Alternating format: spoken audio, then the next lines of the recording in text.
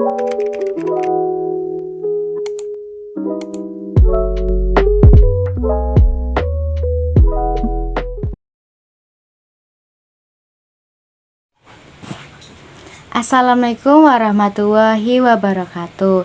Nah, jadi kali ini kita akan membahas tentang virtual machine, yaitu mengenai tentang pengertian virtual machine, yang kedua kelebihan dan kekurangannya, yang ketiga keunggulan, yang keempat kegunaan. Nah, jadi virtual machine atau VM adalah suatu environment, biasanya sebuah program atau sistem operasi yang tidak ada secara fisik tetapi dijalankan dalam environment lain. Dalam konteks ini, VM disebut guest, sementara environment yang menjalankannya disebut host.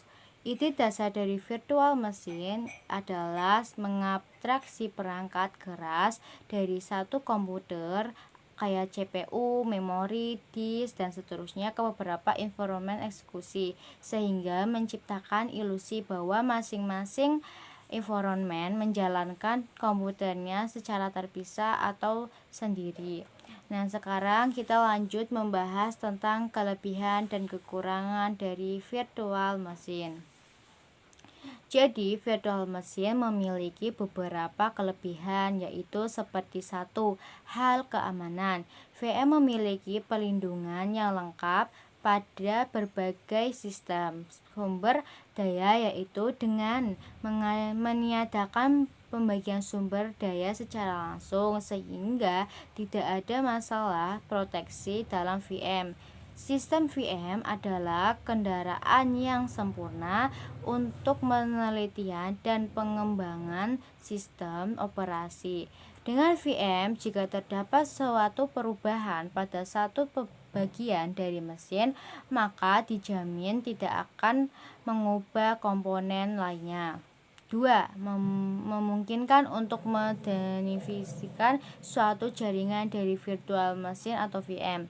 Tiap-tiap bagian mengirim informasi melalui jaringan komunikasi virtual. Sekali lagi, jaringan dimodelkan setelah komunikasi fisik jaringan diimplementasikan pada perangkat lunak.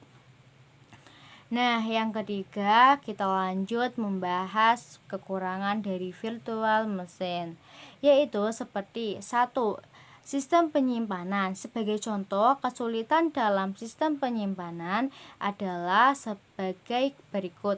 Andaikan kita mempunyai suatu mesin yang memiliki 3 disk drive namun ingin mendukung 7 VM. Keadaan ini jelas tidak memungkinkan bagi kita untuk dapat mengalokasikan setiap disk drive untuk tiap VM, karena perangkat lunak untuk mesin virtual sendiri akan membutuhkan ruang disk secara substansial untuk menyediakan memori virtual dan spooling solusinya. Solusinya adalah dengan menyediakan disk virtual atau yang dikenal pula dengan mini disk, di mana ukuran daya penyimpanannya identik dengan ukuran sebenarnya. Dengan demikian, pendekatan VM juga menyediakan sebuah antarmuka yang identik dengan perangkat keras yang mendasari. Yang kedua, mengimplementasikan sulit. Meski konsep VM cukup baik, namun VM sulit diimplementasikan. Yang keempat, yaitu keunggulan dari virtual machine. Yang ke-1, berbagai lingkungan.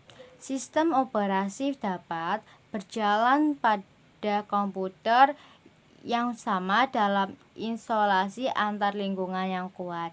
Nah, yang kedua yaitu VM dapat menyediakan instruction set, arsitektur atau ISA yang berbeda dengan yang ada pada perangkat keras.